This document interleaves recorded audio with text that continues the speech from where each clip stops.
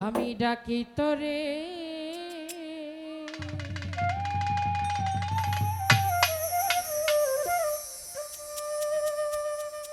বন্ধুরে,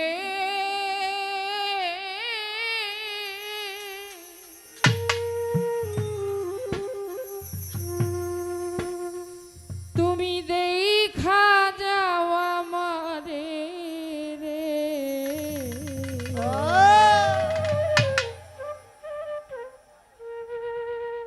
কোন দিন হবে তোর সনে মিলন রে সামান শাহ, কোন দিন হবে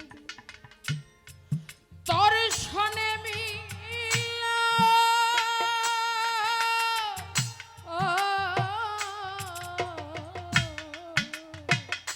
আশা গেল রে জীবন, আশা গেল রে জীবন। ওরে আমি ডাকি তোরে বন্ধুরে,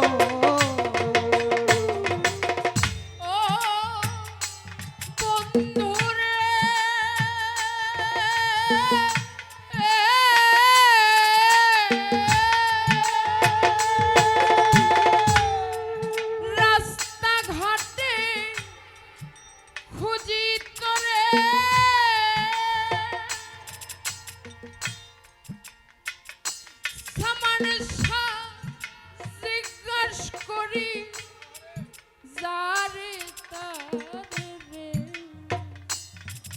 আরে ও বন্ধু রে,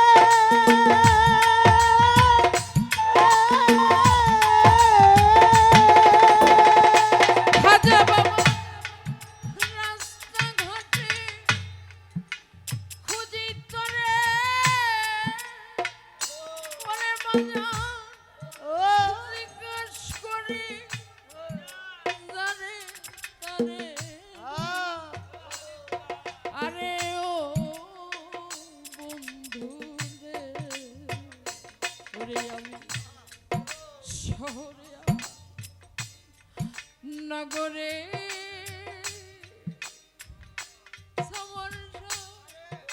জিজ্ঞাস করে যারে তারে, কোথাও না পা তোমার দর্শন রে বন্ধু, কোথাও না পাই তোমার দর্শন রে বন্ধু।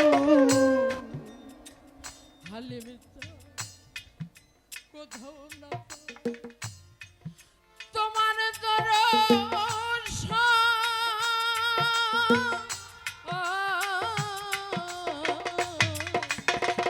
আশা গেল রে জীবন, আশা গেল রে জীবন।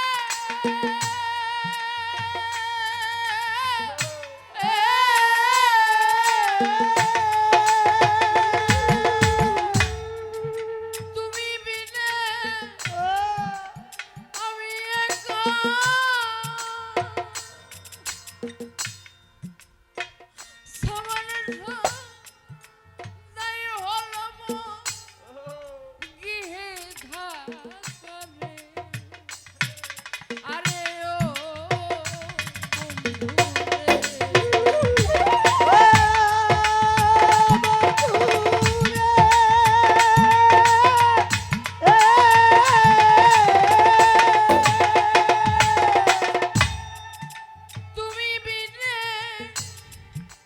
আমি একা ওরে বাজা তাই হলো গৃহে ধারে আরে ও বন্ধু রে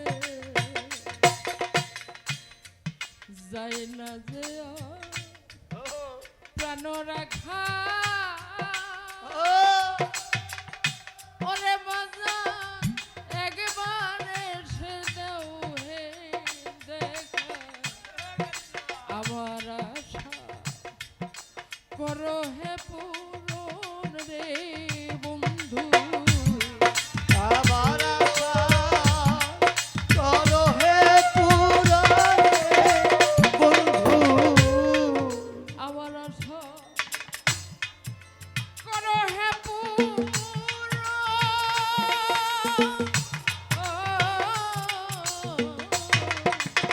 আশা গেল রে জীবন আশা গেল রে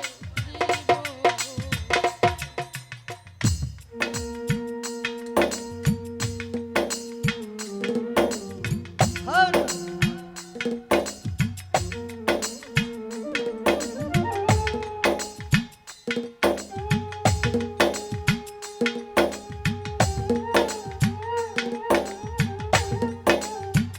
আরে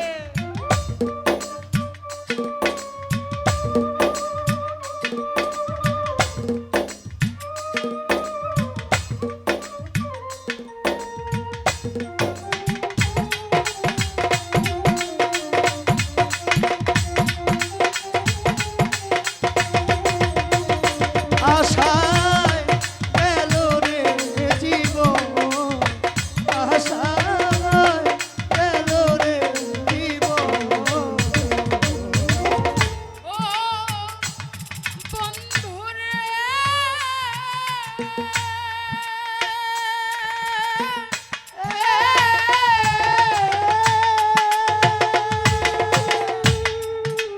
রমিজি কয়ে ভব মাঝা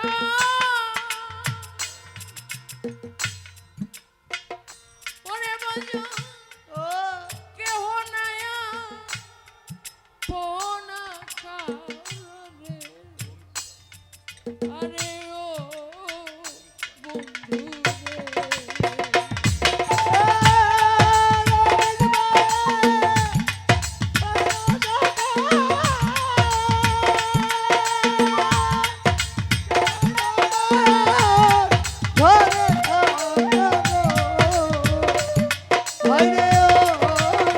ধরে হায়রে ও রে। পৃথিবীতে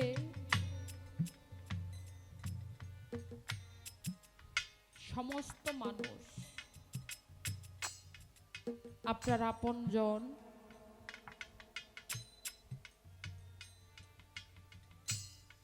আপনজন বলতে মা বাবার কথাটাই প্রথম আসে। আপনি যদি মা থেকে বাবা থেকে সন্তান থেকে পৃথিবীর সমস্ত মানুষগুলোকে এক জায়গায় করেন,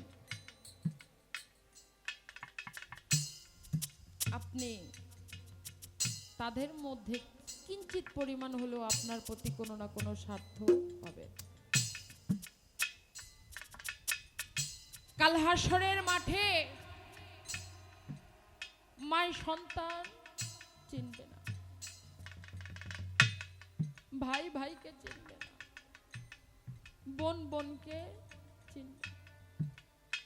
কিন্তু বাবা, গুরু তার ভক্তকে রেখে কোথাও যাবে না, যতক্ষণ না পর্যন্ত ওই হাতটা রাসূলের হাতে না গেছে, গুরুর উসিলায় রাসূল হইতে আল্লাহ পর্যন্ত না গেছে, ততক্ষণ পর্যন্ত গুরু আপনাকে পথ ভুষ্ট করে রাস্তার মাঝে ফেলে যাবে না।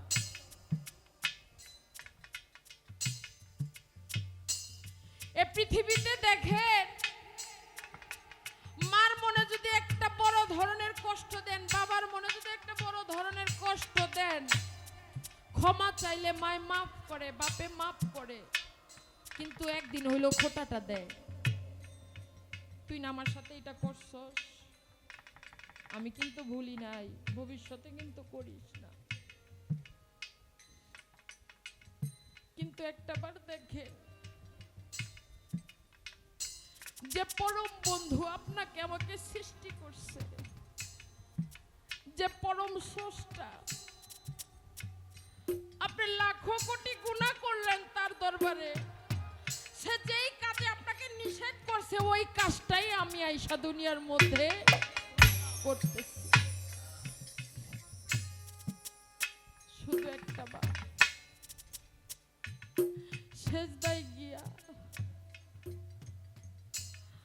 মালিককে মনের আসনে বসায়,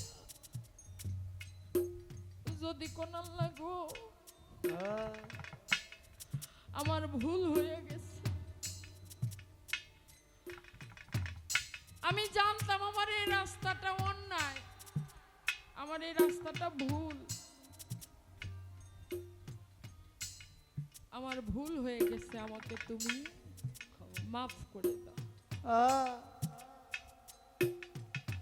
শুধু একজন সাধারণ মানুষের কথা বলি, আপনি নিজে নিজে নিজের জ্ঞানকে বিবেককে প্রশ্ন করবেন, মন থেকে আল্লাহর কাছে মাপ চাওয়ার পর আল্লাহ আপনাকে মাফ করে দিছে এবং তারপর হাজার নিয়ামতের অধিকারী আপনাকে মাবুদ করে দিছে। সুবহানাল্লাহ।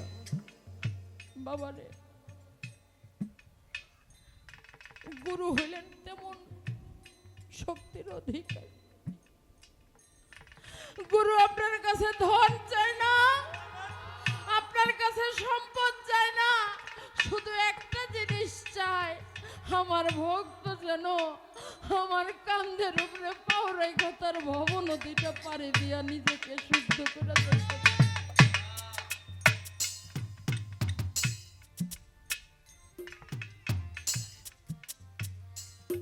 গুরু আর কিছু চায় না। গুরু ধন সম্পদের পাগল না, টাকা পয়সার পাগল না। আমার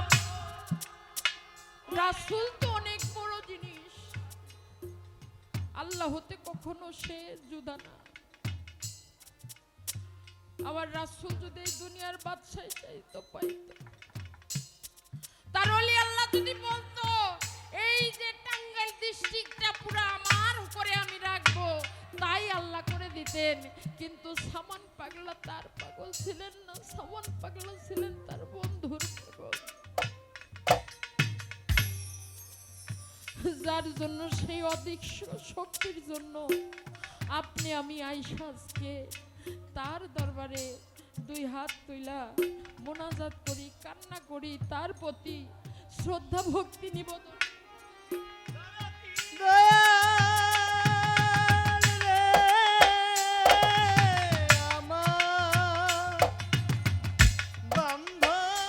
গুরু হলেন সেই শক্তির অধিকারী, ভক্তের কাছে চাওয়ার কিছু নাই।